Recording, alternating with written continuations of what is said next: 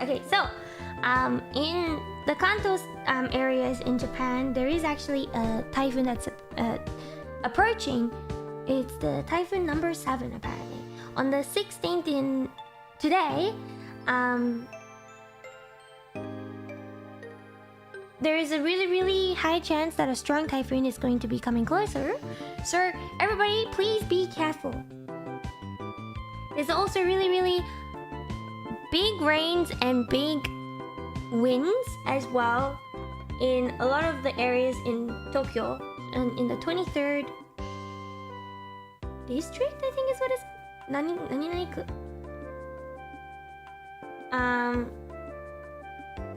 Nishi-Nihon. In the I don't know which one Nishi is, but in Nishi-Nihon there is also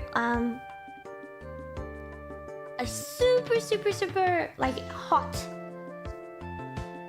super big heat. So my translations are kind of wee, but all of the most important part about it is the fact that in Japan there is a typhoon approaching, so please try not to go outside as much as you can unless you absolutely have to. Try and stay indoors so that you can stay safe.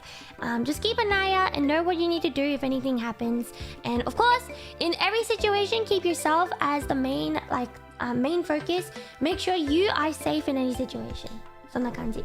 That's in Japan. そう、日本の皆さんはね、自分のなんか安全第一とかにして、できるだけ外出は控えるとかにしてくださいね。I was actually talking to my friends yesterday. I was talking to my friends from Japan yesterday, and she was like, "Oh my gosh, it's raining, but my boss still wants me to go in for work." And then she's like, "Well, you know what? I just hope. I hope that the trains don't work, so I can't catch the train to work."